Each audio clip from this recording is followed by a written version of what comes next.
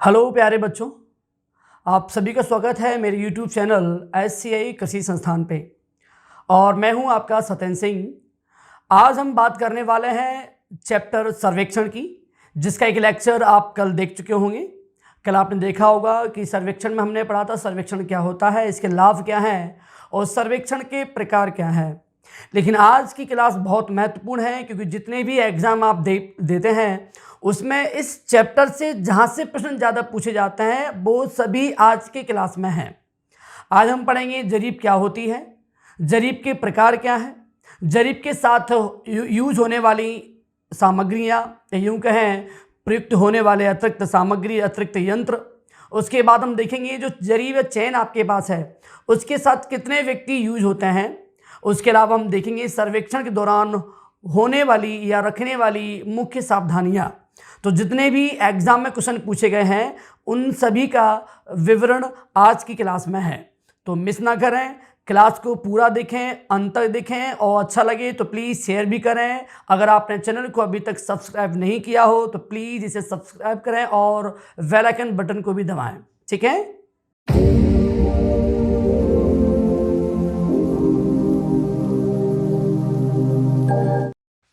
Hello मेरे प्यारे बच्चों, तो आप सभी का फिर से स्वागत है। और आज का चैप्टर आपको मालूम सबको है ही, जो हमने इसके पहले समझा था सर्वेक्षण में कि सर्वेक्षण क्या होता है, सर्वेक्षण के विभाग कौन से हैं, सर्वेक्षण कितने प्रकार का होता है। प्रकार में आपने ट्रिक भी देखा होगा, on the basis of use and on the basis of purpose, motto. माने हमने आपसे बताया था यूज माने उपयोग के आधार पे क्या ट्रिक थी, और अगर अपने उपयोग वाले याद हो जाते हैं तो उद्देश्य वाले आपको अपने आप ही याद हो जाएंगे, ठीक है। आपको ध्यान होगा अपने ट्रिक क्या थी, फिर से रिपीट करते हैं, शायद ध्यान हो तो। एक गरीब आदमी हवाई पट्टी में बैठकर थोड़ी सी लाइट में दिक् सूचक का फोटो खींचा, और फोटो किस कौन से आकार का बन रहा था बताइए, राइट, बिल्कुल सही, प्रिज्म के आकार का।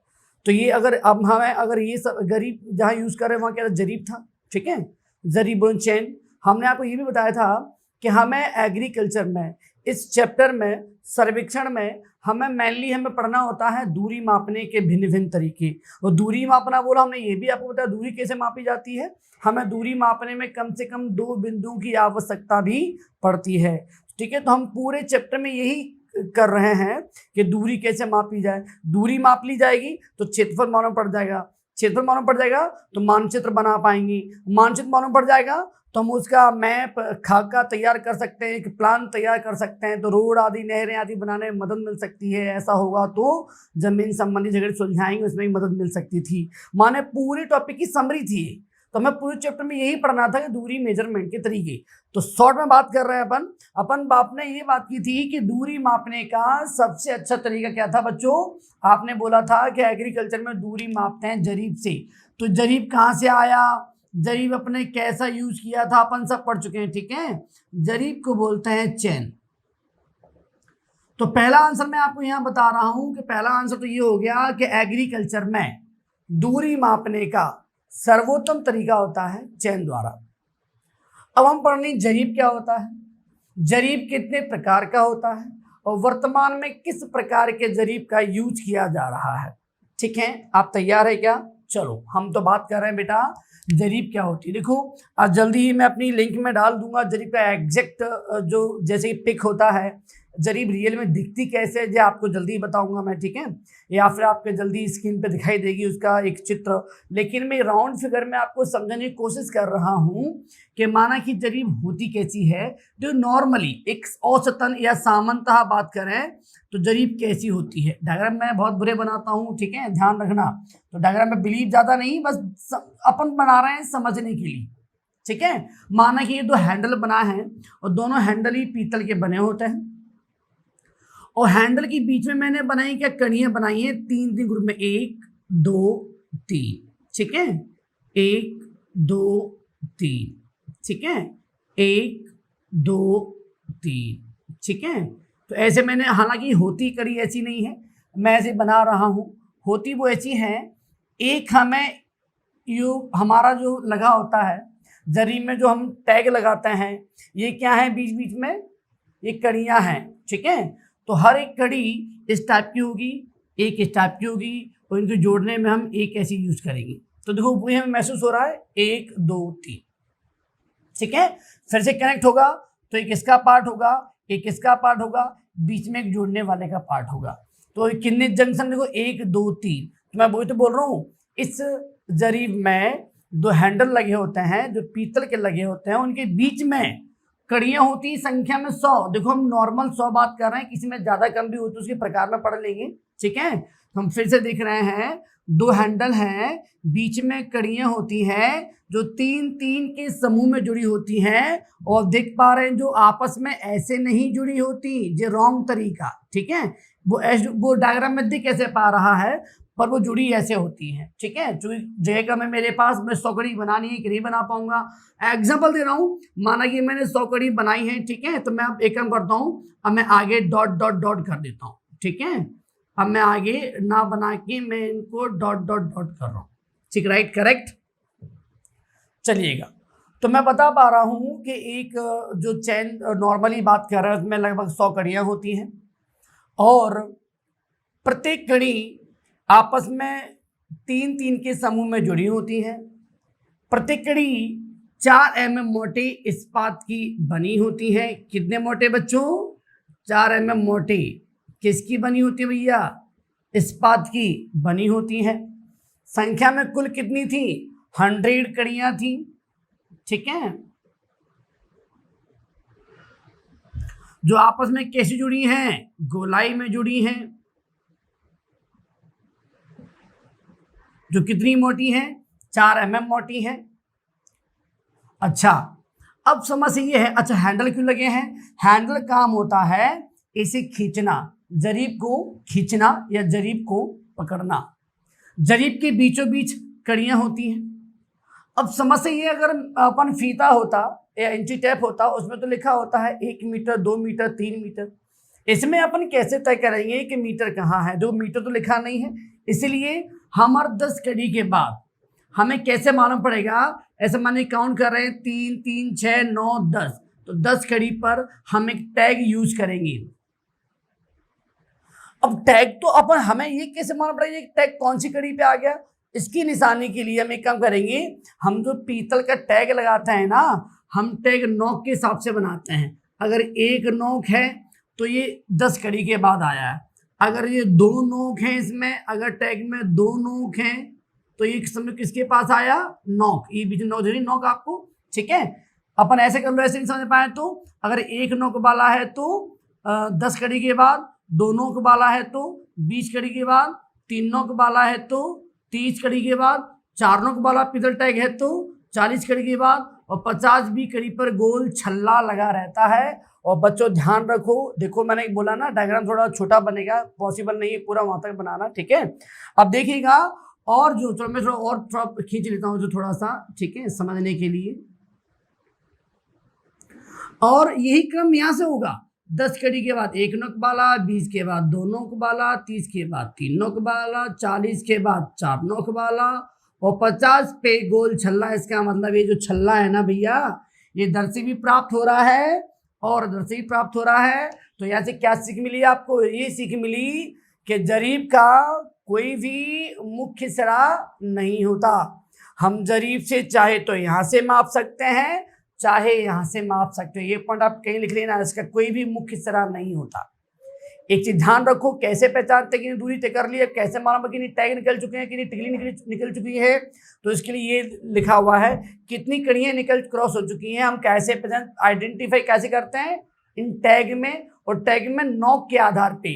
1 नोक है 10, 2 नोक है 20, 3 नोक है 30, 4 नोक है 40, और गोल छल्ला है तो 50, और यही क्रम इधर से चलता है। तो इस प्रकार हम पहचान लेते हैं। अच्छा, आप गिनिए पूरी जरीब में कुल कितने टैग हो रहे हैं? 1 2 3 4, 1 2 3 4, 4 और 4 8, 1 9।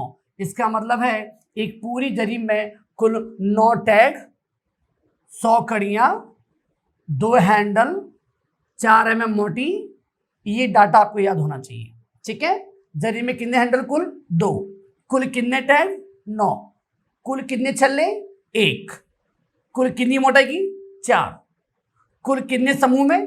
3 3 के, ध्यान रहेगा आपको। चलो अच्छा, अब दूरी कहाँ से मापेंगे, आपका प्रश्न ये आ रहा है हम दूरी कहाँ से मापें। ऐसा माने कि एक बिंदु ये है और एक बिंदु ये है, हमें यहाँ से लेके यहाँ तक की दूरी मेजरमेंट करनी है। अब समस्या ये है कि हमें इस कड़ी का हैंडल का ये वाला भाग यहाँ लगाना है कि ये वाला भाग यहाँ लगाना है कि पहली कड़ी का भाग यहाँ लगाना है। तो सही आंसर है जरीब की लंबाई L होती है, और वो L कहाँ से होती है मालूम है, यहाँ से देखें, हैंडल के बाहरी किनारे से लेकर दूसरे हैंडल के बाहरी किनारे तक की दूरी को हम जरीब की लंबाई क्या बोलते हैं भैया, L कहते हैं। तो ये क्वेश्चन भी आ चुका है, 2 प्रकार से आया हुआ है कि जरीब की लंबाई कहाँ से कहाँ होती है। तो आप बोलेंगे एक हैंडल के बाहरी किनारे से दूसरे हैंडल के बाहरी किनारे तक की लंबाई को हम जरीब की लंबाई कहते हैं। दूसरा प्रश्न आया हुआ है कि जरीब हम कहाँ से, जरीब में की लंबाई में किस किस को शामिल करते हैं। तो इसका आंसर है जरीब की लंबाई में हम कड़ियों की लंबाई तो शामिल करते ही हैं, इसके अलावा हम इन 2 हैंडलों की लंबाई को भी शामिल करते हैं। देख पा रहे हैं, देखो लंबाई में सब आ गया ना, हैंडल भी आ चुके हैं और साथ में कड़ियाँ भी आ चुकी हैं।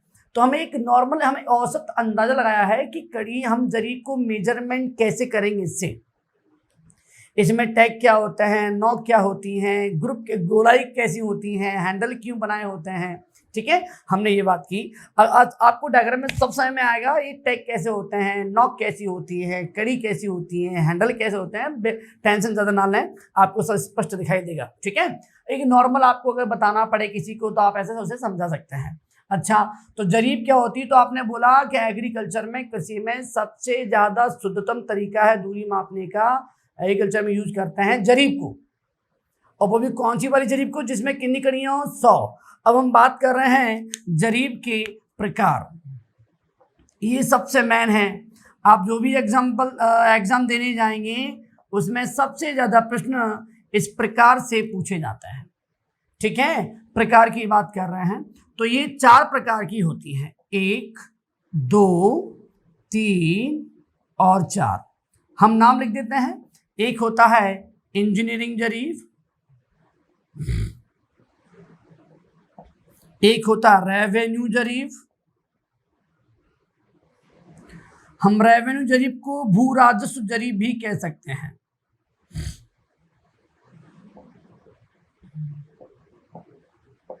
ठीक है।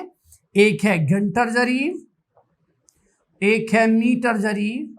हम मीटर जरीब को बच्चों मैट्रिक जरीब भी कह सकते हैं। अच्छा, हमें पढ़ना क्या है, आप बहुत सुन लीजिएगा एक बार। तो ये कॉलम होगा प्रकार का, हम पढ़ रहे हैं कड़ियों की संख्या,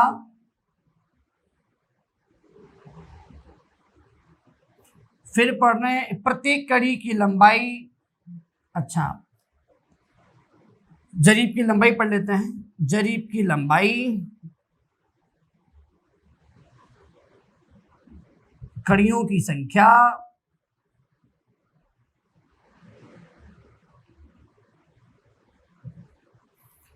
अच्छा आपको लंबाई मालूम है, कड़ियां मालूम है, इस प्रकार आप एक कड़ी की लंबाई भी ज्ञात कर सकते हैं, प्रत्येक कड़ी की लंबाई।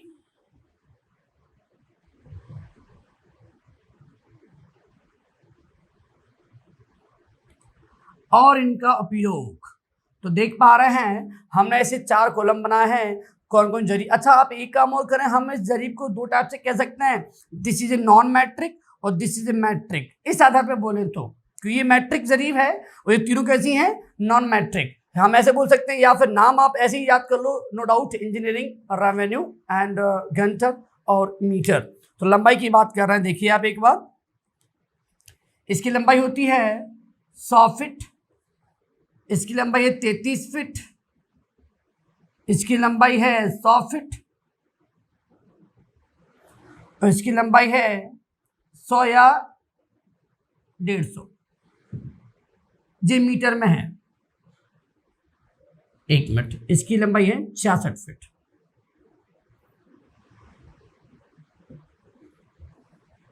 ठीक है। अब आप गौर से देखें, सभी मान फिट में है, लंबाई में, fit and fit and fit, एक को छोड़ के, और वो किसको छोड़ के, मीटर को छोड़ के।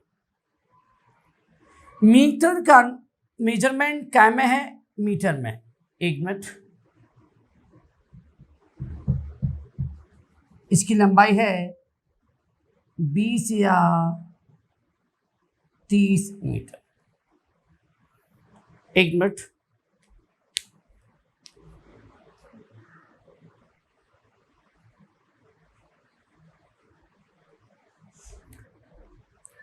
ठीक है बच्चों।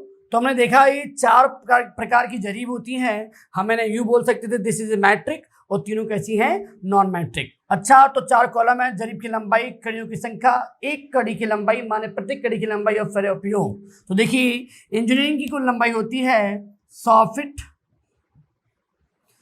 रेवेन्यू की लंबाई कुल है 33 फीट, घंटे की लंबाई है 66 फीट, और मीटर की लंबाई होती है 20 या 30 मीटर।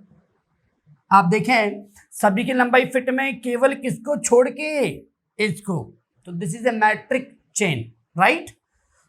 कड़ी की संख्या बात करें, इसमें होती कुल 100 कड़ियां, रेवेन्यू में होती कुल 16 कड़ियां, देख पा रहे हैं आप। इसमें होती कुल 100 कड़ियां, इसमें होती है 100 या 150 कड़ियां, ठीक है। एक कड़ी लंबाई निकाल सकते हैं आप, लंबाई भाग दो, संख्या भाग दे पाएंगे आप। लंबाई 100, कड़ियां हैं 100 में 100 का भाग दिया, आप बोले एक कड़ी की लंबाई होती है 1 फीट। 33 में भाग दिया 16 का, कितना आ गया, 2.06 फीट, ठीक है। 66 में भाग दिया आपने 100 का, 200 ऊपर चले जाएंगे, दैट इज 0.66 फीट, ठीक है। 20 में भाग दिया 100 का आपने, 200 ऊपर आएंगे तो पॉइंट यहां लग जाएगा, तो 0.20 मीटर। देखिए चाहे तो 100 का भाग 20 में दें या 150 का भाग दें 30 में, 15 दूनी 30, तो भी 0.2 ही आएगा। ये भ्रम मत करना कि 30 मान रहा है और 100 से भाग रहे हैं। अगर 30 मानेंगे तो इतनी कड़ी मान के चलेंगे, 20 मानेंगे तो ये कड़ी मान के चलेंगे, पहली बात। दूसरी बात, अगर दोनों में कंफ्यूजन आपको हो जाए, अब वो पूछ ले मीटर की लंबाई होती है, मीटर जरीब की, देखो 20 मीटर भी होती है, 30 मीटर भी होती है। अगर आपको एक चुनना पड़े तो हम क्या चुनेंगे, देखिए 30 मीटर वाला ऑप्शन चुनेंगे तो ज्यादा अच्छा होगा आपके लिए, ठीक है। तो हमने लंबाई देखी, कड़ी की संख्या देखी, एक कड़ी की लंबाई देखी। अच्छा, एक क्वेश्चन पूछा गया है, इसमें कौन सी ऐसी जरीब है जिसका मान लगभग 30 सेंटीमीटर होता है। तो देखें भैया, तो इसका मान देखो 1 फीट बराबर कितने होते हैं आपके, 30 सेंटीमीटर। जिनको नहीं मालूम था वो लिख लेना, 1 फीट में होते हैं 30 सेंटीमीटर, ठीक है। अच्छा, और 1 इंच में कितने होते हैं, 2.5 सेंटीमीटर। अगर हम सेंटीमीटर को कन्वर्ट कर इंच में तो कितना आ गया, या करके बोल सकता हूं 12 इंच। तो एक बार इसकी लंबाई, एक कड़ी की लंबाई सेंटीमीटर में पूछी गई है, एक बार आपकी इंच में पूछी गई है, तो ठीक है। तो क्वेश्चन यहाँ से कैसे आए उनकी प्रैक्टिस कर लेते हैं। एक तो आपको लंबाई सबसे अच्छी आनी चाहिए। आप बताओ सबसे छोटी कौन सी है भैया, सबसे छोटी है 33 फीट वाली रेवेन्यू, ठीक है। अच्छा, सबसे बड़ी कौन सी है, 100 फीट। अगर भैया 20 मीटर मान लेते हैं, 1 मीटर में 3.25 फीट, फिर भी ये 100 नहीं हो पा रहा। 30 मान रहे हैं, 30 को 3.25 से करेंगे तो फिर भी कितना आ रहा, लगभग आपका 99 समथिंग। तो सबसे लंबी जरीब कौन सी, इंजीनियरिंग। सबसे कम कड़ी किसमें होती है, सबसे कम 16 इसमें रेवेन्यू में होती है। सबसे छोटी ये, सबसे कम कड़ियां इसमें, लेकिन प्रत्येक कड़ी की लंबाई सबसे ज्यादा 2.06 फीट। देखो ये तो 0.2 मीटर, मीटर नहीं 0.2 मीटर। तो देखो छोटी सबसे ये है, इसमें सबसे कम कड़ियां भी थी, लेकिन सबसे एक कड़ी की लंबाई सबसे ज्यादा कहाँ है, रेवेन्यू वाले में। ध्यान रखना, कंफ्यूजन बहुत होता है बच्चों को इसमें। सबसे छोटी कौन सी है, रेवेन्यू। सबसे कम कड़ियां भी रेवेन्यू, लेकिन सबसे ज्यादा एक कड़ी की लंबाई किसमें निकलती है, वो भी रेवेन्यू। आंसर देख पा रहे हैं। क्वेश्चन होगा किसमें एक कड़ी की लंबाई 1 फीट, तो 1 फीट तो इसमें इंजीनियरिंग में है। किसमें एक उसकी लंबाई 0.20 मीटर इसमें है, देखिए। तो किसमें लंबाई 0.66 मीटर इसमें है, देखिए। तो आपको ये मान एग्जैक्ट याद होने चाहिए। दूसरी बात, उपयोग की बात करें तो ज्यादातर इसका यूज होता है, नो डाउट, लेकिन चारों में से सबसे ज्यादा यूज होता है मीटर का। लेकिन इंजीनियरिंग कार्य हेतु रोड बनाना है कि मेजरमेंट करना है तो हम यूज करेंगे इंजीनियरिंग का। भू राजस्व जरिए यूज करते हैं भू राजस्व विभाग में, रेवेन्यू डिपार्टमेंट में, रेवेन्यू विभाग में। इस जरिए को यूज महाराष्ट्र में बहुत करते हैं। जगह नहीं लिखने की आप, ठीक है, आप पॉज करें और बीच बीच में मेरी बात सुने और लिखते चलना। देखो मेरा उद्देश्य है कि आपको केवल लेक्चर देना नहीं, आपको लेक्चर के साथ साथ इम्प्रूवमेंट कराना। ऐसे लगे आपको कि अब मैं स्वयं आपको पढ़ा रहा हूँ, ठीक है। हर चीज में लिख दूंगा तो मतलब क्या आप फोटो खींचेंगे आगे बढ़ेंगे, ऐसा मत करना, ठीक है। अच्छा तो देखो, तो आपने क्या देखा, इसका काम कहाँ था, इंजीनियरिंग कार्यों में। इसका काम था भू राजस्व विभाग में, ठीक है। महाराष्ट्र में सबसे ज्यादा यूज करते हैं। चारों जरीब में सबसे ज्यादा यूज करते हैं किसका, मीटर का। मैं लिख देता हूं सर्वाधिक यूज या सर्वाधिक प्रयोग। दो लंबाई में कौन सी लंबाई चुनी थी, 30 मीटर, ज्यादा राइट आंसर, ठीक है। और मीटर जरीब हमें 20 मीटर की मिल सकती है, 30 की भी मिल सकती है, पर कौन सी यूज करते हैं मैनली 30 मीटर का। और अंतर क्या है दोनों में, घंटर और मीटर में। घंटर की बात करें तो घंटर में जो क्षेत्रफल है वो एकड़ में मापा जाता है। अगर हम क्षेत्रफल हेक्टेयर में मापें तो यूज करेंगे मीटर का, या यूं कह सकते हैं घंटा जरीब में क्षेत्रफल को मापते हैं एकड़ में, और मीटर जरीब में क्षेत्रफल को मापते हैं क्या में भैया, हेक्टेयर में। यहाँ कुछ मैं नोट पॉइंट लिख रहा हूं, आप देखें, देखो 10 वर्ग घंटर जरीब बराबर, घंटर लिखा, घंटर 10 वर्ग माने स्क्वायर, 10 स्क्वायर घंटा मान 100 बोल सकते हैं, जरीब बराबर 1 एकड़। और केवल 10 आए तो वर्ग नहीं है, तो 10 घंटर जरीब बराबर 1 फरलांग, और 80 घंटर जरीब बराबर 1 मील। इनकी बात सुने पहले आप। एक एकड़ क्या, सबको मालूम है एकड़ क्या होता है, एकड़ होता है, मैं यहां लिखता हूं 1 हेक्टेयर बराबर होता है, अलग से पाएंगे, ठीक है। चलो मैं यहां लिख दो, नीचे लिख देता हूं, 1 हेक्टेयर बराबर होता है 2.4710 एकड़। बहुत अच्छा क्वेश्चन है, हम इसको 2.47 को अप्रोक्सीमेट सवाल करने के दौरान 2.5 भी मान लेते हैं, ठीक है। तो अब मैं ये मान रहा एकड़ कैसे आ गया, ठीक है। फरलांग क्या है, तो आप ध्यान रखें, फरलांग दूरी का मात्रक है। यहाँ से एक समय में आ गया, हम क्या माप रहे हैं, दूरी माप रहे हैं ना, तो ये क्या है, एक प्रकार का किसका मात्रक है, दूरी का मात्रक। और मील क्या होता है, 1 मील बराबर होता है 1.6 किलोमीटर। तो ये कुछ डाटा है, अगर जो आपको आते हैं तो बहुत अच्छा, अगर नहीं आते हैं तो आप लिख लेना, ठीक है। क्वेश्चन पूछे जाता है एग्जाम में। अच्छा ये तक पूछा गया है कि 1 हेक्टेयर में कितने वर्ग मीटर होते हैं, हालांकि ये मैं डिटेल में बाद में बताऊंगा। अगर आपको लिखना है तो शॉर्ट में लिख लो, 1 हेक्टेयर बराबर होता है 100 मीटर इंटू 100 मीटर बराबर कितना हो गया, 10,000 वर्ग मीटर। जिनको लिखना हो वो लिख लो, कोई दिक्कत नहीं है। नहीं तो मैं एक क्लास और मिलूंगी जिसमें मैं इकाइयों को बदलना सिखाऊंगा और किसका मान कितना होता है ये भी आपको बताऊंगा, ठीक है। तो यहाँ बहुत इंपॉर्टेंट चैप्टर है। अगर आप सर्वेक्षण में जरीब के बारे में कुछ नहीं सीखे तो समझ लें आपने वो टॉपिक ही नहीं पढ़ा, ठीक है। जरीब क्या होती है, कैसी होती है, जरीब कितने प्रकार के होते हैं, और ये कुछ आंकड़े आपको एग्जैक्ट आने चाहिए, ठीक है। अरे बच्चों अभी अपने क्या देखा था कि अपने देखा था जरीब क्या होती है, जरीब के कितने प्रकार होते हैं, ठीक है।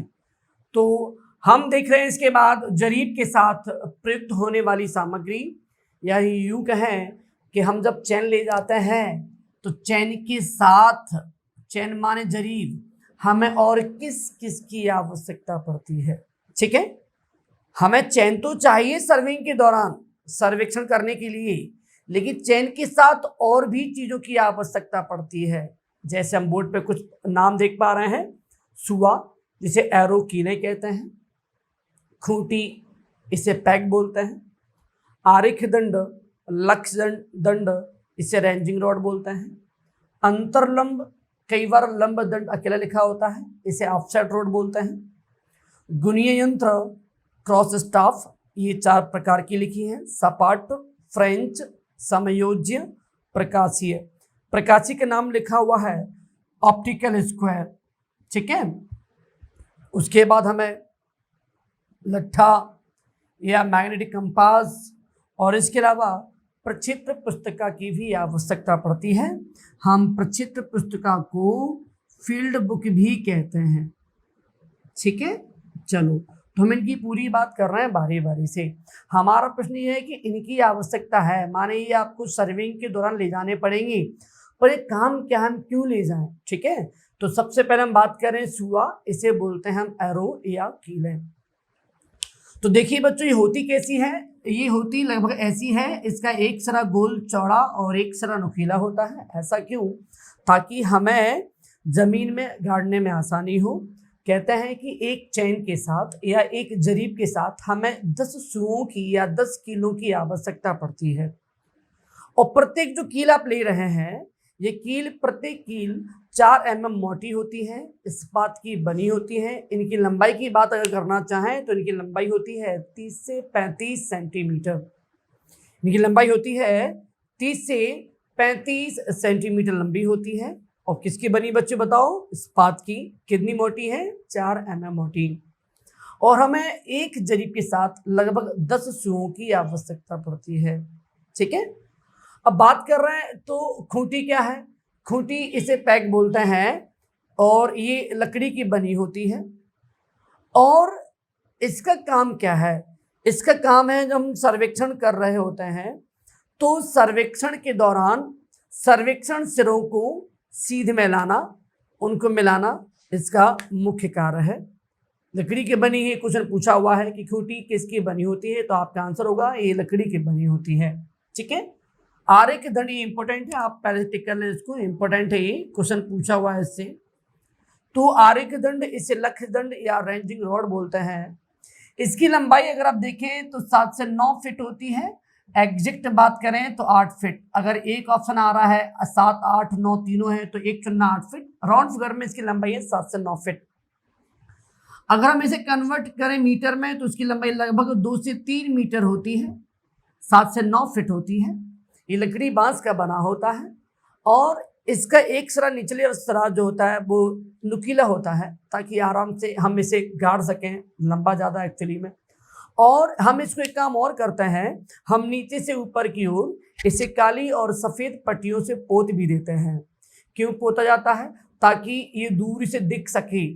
इसका काम ही यही है कि स्टेशन का निर्धारण करना, स्टेशन कहाँ है। हमें जब दूर से हम आ रहे हैं तो हमें इसके द्वारा ये पता चल जाता है कि इस स्टेशन पे, इस जगह पे हमारा सर्वेक्षण हो रहा है, ठीक है। इसके अलावा सर्वेक्षण सिरों को रेंज में लाना, ये भी नाम पड़ेगा रेंजिंग रॉड। और लंबाई इसकी 7 से 9 फीट है। और हम इसको नीचे से, बच्चों कैसे पोतते हैं, नीचे से ऊपर की ओर काली और सफ़ेद पट्टियों के रूप में इसको पोत देते हैं, ठीक है। इंपॉर्टेंट था, लंबाई इसकी बहुत पूछी हुई है, ठीक है। अब हम बात करें चौथे पॉइंट पे, अंतरलंब दंड, इसे ऑफसेट रॉड भी कहता है। और लगभग इसकी लंबाई 2 मीटर की होती है। और इसके ऊपर एक काम होता है, इसके ऊपरी सिरे पर एक लोहे का एक तारनुमा एक हुक लगा होता है। हुक क्यों लगा हुआ है? कई बार हम जब सर्वेक्षण कर रहे हैं और चैन कहीं फंस जाए झाड़ी में कहीं, तो उस चैन को निकालने में हम अंतरलंब दंड का प्रयोग करते हैं। तो आप देखिए सभी का कुछ ना कुछ रोल है, तो हमें सभी ले जाने होते हैं। तो सर्वेक्षण के दौरान झाड़ी में फंसी जरीब को बाहर निकालने में बच्चों किसका यूज करेंगे? आपने बोला अंतरलंब दंड, that is a offset rod, ठीक है। अब बात करें गुणीय यंत्र, इसे बोलते हैं क्रॉस स्टाफ। इसका काम क्या है? इसका वैसे ये बहुत टिपिकली डायग्राम है, मैं आपको जो हमारी डिस्क्रिप्शन लिंक है उसमें डाल दूंगा। इसके अलावा आप अलग से भी, मतलब मैं इसके जितने भी इस टॉपिक संबंधित अच्छे अच्छे डायग्राम हैं जो मैं यहाँ नहीं बता पाया, नहीं दिखा पाया आपको, वो सब मैं आपको प्रोवाइड करूंगा, बिल्कुल टेंशन न लें। तो देखेंगे 4 भुजाएं इसमें होंगी। और इसका काम क्या होता है? समकोण बना के, मतलब हम इसके द्वारा कई टाइप के एंगल बनाते हैं। जैसे आप देखें ये 4 प्रकार का है, सपाट, फ्रेंच, समयोज्य और प्रकाशीय। देखो सपाट गुणीय यंत्र, इसका काम क्या है मालूम है? इसका काम है कि 90 डिग्री बोले समकोण बनाना। तो क्वेश्चन आ जाएगा, बताओ समकोण बनाने में कौन से गुणीय यंत्र का यूज करेंगे? तो आप टिक करेंगे सपाट। फ्रेंच गुणीय यंत्र से हम 45 डिग्री कोण के अलावा हम 90 डिग्री कोण माने समकोण दोनों बना सकते हैं। बोथ माने दोनों, ठीक है। समयोज्य, अच्छा क्वेश्चन है। समयोज्य माने एडजस्टेबल।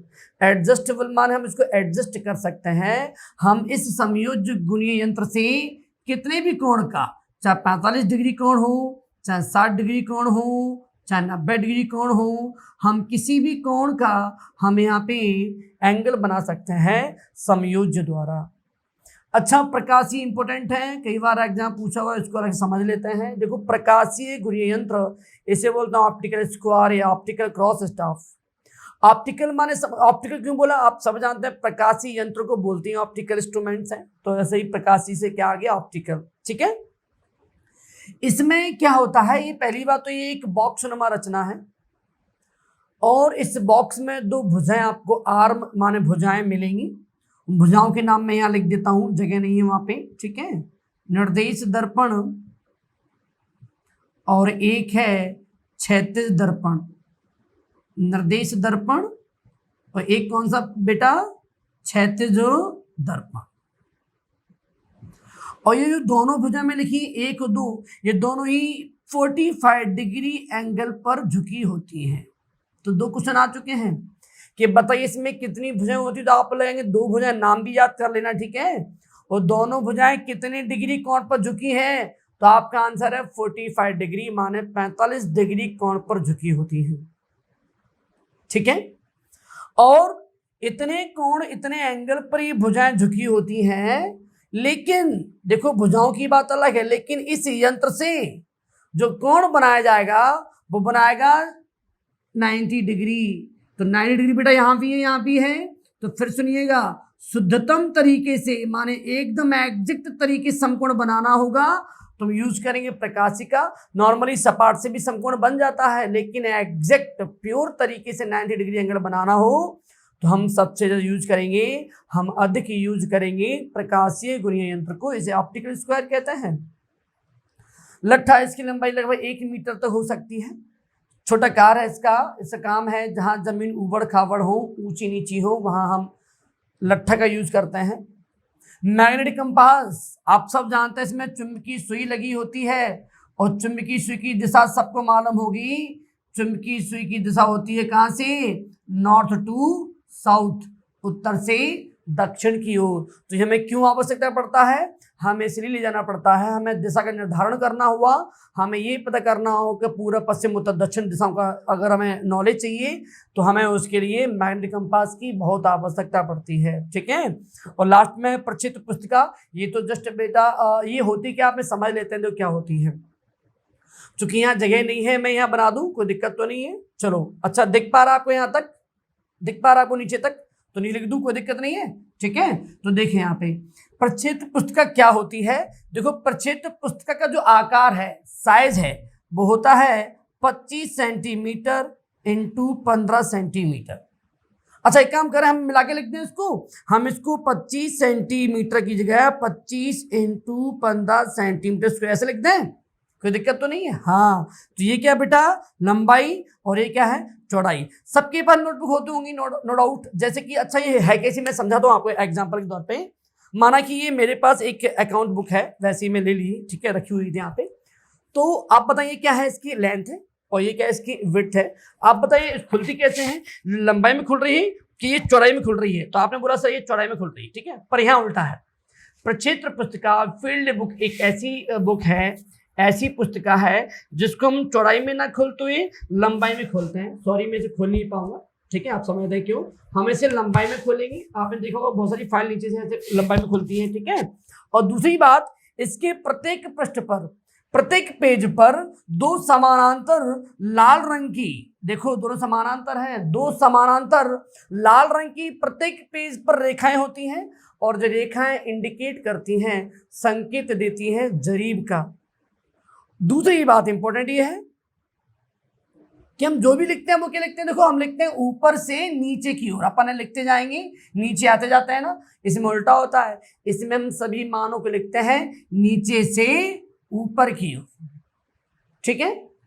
एक बात और, ये किसके हाथ में होगी, तो अभी पढ़ने वाले हैं कि जरीब हम जब ले जाते हैं, हमें 3 व्यक्ति की आवश्यकता पड़ती है। उसमें एक व्यक्ति होता है सर्वेक्षक। तो सर्वेक्षक जो व्यक्ति होगा, जो मुख्य व्यक्ति है, जो चुनाव करेगा कौन सी दिशा पे सर्वेक्षण करना है, कौन से स्टेशन पे करना है, मापदंड लिखता है, सभी काम करेगा सर्वेक्षक। और जिस बुक में लिखता है सर्वेक्षक सभी मापों को, उस बुक को क्या बोलते हैं बेटा, प्रक्षेत्र पुस्तिका। तो काम क्या हो गया, सभी मापदंडों को, सभी आंकड़ों को अंकित करना, किस में अंकित करेंगे? प्रक्षेत्र पुस्तिका। कितना आकार होता है, कितनी लाइनें होती हैं, और लाइन वो किस रंग की हैं भैया? लाल स्याही की पुती होती है। किसको इंडिकेट करती हैं? इसमें कहाँ से कहाँ लिखते हैं? शायद उम्मीद करते हैं आपको क्लियर रहा होगा। ठीक है, फिर भी आप 1 मिनट थोड़ा वीडियो को कंसंट्रेट करें, और आप जो भी दिक्कत अगर है तो फटाफट अभी के भी कमेंट बॉक्स में लिखें, ताकि मैं आपको अलग आपकी मैन उस पे अकाउंट पे आपको मैसेज करूं और मैं आपको समझाऊं। ठीक है, आप देख लें एक बार फटाफट। तो बच्चों, अभी आपने देखा था कि हमें चेन के साथ कितनी अतिरिक्त सामग्रियां चाहिए होती हैं। वैसे ही एक बिंदु और यहाँ आ रहा है कि सर्वेक्षण में प्रयुक्त व्यक्ति, हमारा प्रश्न ये है कि सर्वेक्षण हम जब कर रहे हैं तो हमें कितने व्यक्तियों की, कितने पर्सन की रिक्वायरमेंट होगी सर्वेक्षण के दौरान चयन के साथ। तो देख पा रहे हैं कि हमें 3 व्यक्तियों की आवश्यकता होती है, सर्वेक्षक, प्रगामी और अनुगामी। अब हमें ये पता करना है हाउ टू आइडेंटिफाई, हम कैसे इनको आइडेंटिफाई करें कि कौन व्यक्ति सर्वेक्षक है, कौन प्रगामी। बहुत आसान तरीका है, सुनते रहिएगा, देखना। देखो, हम जब फील्ड में जब काम हो रहा हो, पहली बात तो ये बताएं, फील्ड में काम हो रहा है ना, तो हम तीनों को मिला के आप बताएं जो तीनों कहाँ काम आ रहा है फील्ड में, तो इसका एक नाम और पड़ गया, हम तीनों के मिला के बोल सकते हैं फील्ड टीम या प्रक्षेत्र टीम। करेक्ट। तो 3 जो मिलके हम बात कर रहे हैं, तो हम तीनों को मिला के बोल रहे हैं फील्ड टीम। हम फील्ड टीम में कैसे पहचाने कौन प्रगामी है, कौन अनुगामी है? तो देखते हैं सर्वेक्षक कौन होता है। अभी मैं 2 मिनट पहले बताया था, सर्वेक्षक वो व्यक्ति होता है जिसके हाथ में प्रक्षेत्र पुस्तिका होती है, माने प्रक्षेत्र पुस्तिका माने फील्ड टीम। और काम क्या है आप सब जानते हैं कि देखो, सर्वेक्षक का मेन काम होता है कौन से स्टेशन पे, कौन सी जगह पे सर्वेक्षण करना है, सर्वेक्षण में कौन से बिंदु से कौन से बिंदु तक दूरी मपवानी है, माने सभी बातों का टेक्निक का निर्धारण कौन करने वाला है? सर्वेक्षक। कहाँ मापदंड होनी है, मापदंड में कितना मान है उसको अंकित करना, और अंकित कहाँ करते हैं? प्रक्षेत्र पुस्तिका में। तो जितने भी मुख्य संबंधी कार्य हैं इसके, वो कौन कर रहा है बेटा? सर्वेक्षक। इसके हाथ में कौन सी बुक होगी? Field book. Right, correct. सभी मान को कौन अंकित करेगा? सर्वेक्षक। अब बदले में इन दोनों को निर्देश देगा, एक प्रगामी को। प्रगामी कैसे पहचानेंगे? देखो, आप समझ चुके हैं कि हमें जब चेन, आप चेन तो पढ़ चुके हैं, चेन के 2 हैंडल लगे होते हैं। हमने ये भी पढ़ा था दोनों हैंडल में कोई मुख्य सिरा तो होता नहीं है कि हम दोनों से एक, जो क्रम वहां से मिल रहा था उस सिरे से वही क्रम इस सिरे से मिलेगा। लेकिन हम कैसे पहचाने कौन प्रगामी है? देखो, ऐसा माना है 2 बिंदु हमारे पास है, एक ये बिंदु है, एक वहां बिंदु है। तो जब मुझे कुछ सर्वेक्षक मुझसे बोलेगा कि यहाँ से उस बिंदु तक आपको ले जाना है चेन को, तो जो व्यक्ति चेन के हैंडल को पकड़ कर उसके अगले हिस्से को लेके आगे बढ़ेगा, वो भी बीच में क्या, किसकी आवश्यकता पड़ेगी आपको? कीलों की, सुओं की। तो बीच में कील को गाड़ते हुए, सुओं को गाड़ते हुए जो व्यक्ति चेन को लेके आगे बढ़ेगा वो कौन है बेटा? प्रगामी। पहचान लिया? अब चलो, प्रगामी वहां पहुंच गया, अब ऐसा तो है नहीं जो सुआ है उसको निकालने वही आएगा। अब जो व्यक्ति, ये व्यक्ति किसको आदेश देगा? अनुगामी को।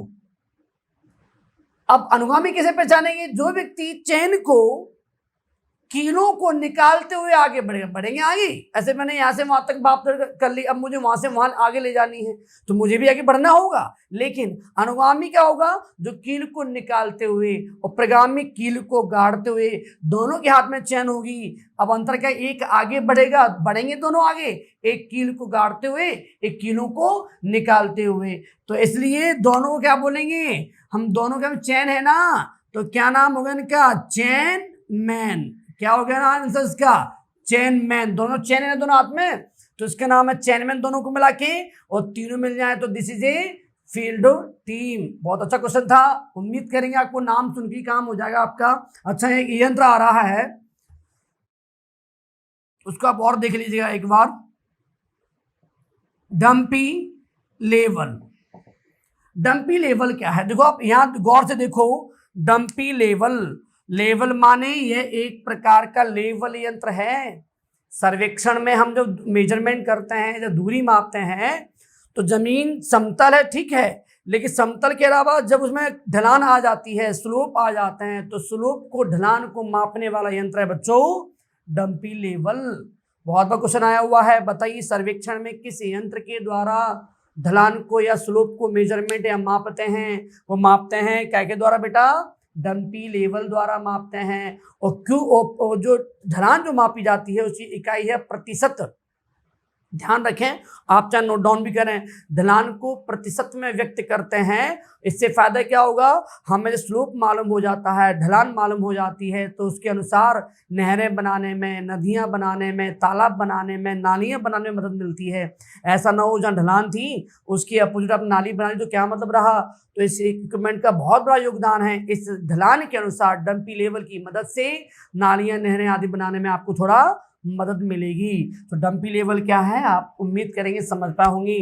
आप देखिए इसी प्रकार यहाँ एक पॉइंट लिखा हुआ है, सर्वेक्षण के दौरान ध्यान रखने योग्य मुख्य बिंदु। देखिए ध्यान रखने वाली बात तो बहुत सारी हैं, पर कुछ मेन बात कर रहे हैं जो एग्जाम पूछी हुई है। पहली बात तो आप जानते हैं, हमें जब दूरी का निर्धारण करना होता है या दूरी मापनी होती है, मैं बता चुका हूं, तो कम से कम कितने बिंदु होने चाहिए। ऐसे मैंने बोला दूरी यहां से मापनी है, एक बिंदु, कहां तक मापें, तो एक बिंदु होना चाहिए। तो कम से कम 2 बिंदु होना, कम से कम है, ज्यादा हो चलेगा, यहां से वहां 3 बिंदु है, वहां से वहां 4 बिंदु, पर मिनिमम 2 बिंदु होना ही चाहिए। दूसरी बात, ठीक है, देखो मैं यहाँ लिख नहीं पा रहा हूँ, लिखूंगा तो टाइम बहुत लग जाएगा, इसलिए आप एक काम करें, आप सुनते रहें, ठीक है। पहला बिंदु क्या बता दिया, आप पॉज करके वीडियो लिख सकते हैं, कोई दिक्कत नहीं। देखो जितना आप मेहनत करेंगे मेरे साथ उतना ही लाभ मिलेगा। आप कहो मैं पूरा यहाँ लिख दूं, फिर क्या मतलब हुआ, थ्योरी में हो, बोलने वाली क्लास में, फिर तो मैं नोट्स दे दूंगा आपको।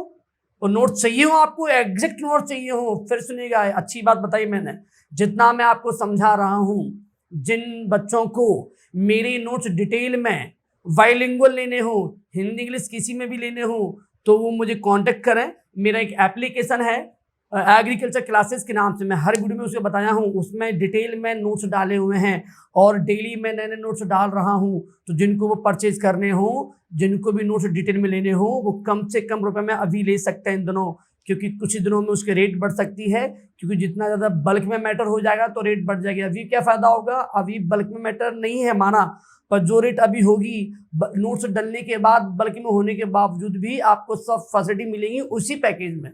इसलिए इन दिनों, कुछ दिनों में अगर आप वो परचेज ले लेते हैं तो आपको बहुत फायदा मिलेगा, ठीक है। तो अगर डिटेल में नोट चाहिए हो आप वहां से ले लें, लेकिन प्लीज़ यहाँ ऐसा मत करवाना कि मैं पूरा मैटर लिखता चलूंगा, मतलब क्या रहेगा, एक तो क्लास लेंदी हो जाएगी, बोर हो जाएंगे आप लोग भी, मैं लिखता रहूंगा, आप शांत हो देखेंगे, आपका टाइम बहुत महत्वपूर्ण है, तो आप सुनेगा, क्लास सुन लेंगे ना, गारंटी आपको भूलने नहीं दूंगा। तो पहला पॉइंट क्या बताया, कम से कम 2 बिंदु होने चाहिए। दूसरा पॉइंट सुनिएगा, हम जो सर्वेक्षण कर रहे होते हैं तो हम जो जरीब हमें जो चाहिए, तो जरीब को समतल क्षेत्रफल पर रखें, ऐसा ना हो कि उसको कहीं भी रख दें, तो समतल क्षेत्रफल रखें। तीसरी बात, उसको सर्वेक्षण क्षेत्र के बीचों बीच से गुजारें। हमारा कोई एक एरिया है, हम जब चेन डालेंगे तो सबसे प्राथमिकता हमारी होगी बीचों बीच से मेजरमेंट पहले करेंगे, ठीक है, समतल पर रखें, बीचों बीच से गुजारें। चौथी बात, हम जब ये मेजरमेंट कर रहे हैं तो कोशिश करें पहले हम मेजरमेंट करें संपूर्ण भाग पे, मतलब हमारा ऑप्शन ये आ रहा है, हम सर्वेक्षण करते हैं आंशिक भाग से संपूर्ण भाग की ओर, नहीं, सही आंसर है संपूर्ण भाग से आंशिक भाग की ओर क्या करते हैं बेटा, सर्वेक्षण करते हैं। बहुत अच्छा पॉइंट है। और एक पॉइंट और ऐड कर दें, कोई दिक्कत नहीं है भैया, आप जहां सर्वेक्षण कर रहे हैं वहां ध्यान रखें सभी स्टेशन आपस में दिखने चाहिए। ऐसा ना हो मैं यहाँ से वहां मेजरमेंट कर रहा हूँ, मुझे यहाँ से वो बिंदु दिख ही नहीं रहा, वो स्टेशन जहां मैं मेजरमेंट कर रहा हूँ वो उसे बोलते हैं स्टेशन, ये हमारा स्टेशन है, हम यहाँ से कर रहे हैं, एक मेरा स्टेशन वो है वहां भी हमें करना है। अगर वो स्टेशन जब तक नहीं दिख रहा है हम सीधा मेजरमेंट नहीं कर सकते। इसका मतलब है सभी स्टेशन आपस में दिखने चाहिए, कम से कम 2 बिंदु होने चाहिए, समतल पर रखें, बीचों बीच से गुजारें, और हमेशा सर्वेक्षण करते हैं संपूर्ण भाग से आंशिक भाग की ओर, ठीक है। आप एक बार फटाफट देख लें, जो डाउट हो इस दौरान उसको जल्दी कमेंट बॉक्स पे जल्दी से जल्दी लिखें, और जिसके बाद मैं आपको आपके चैनल पे बता दूं।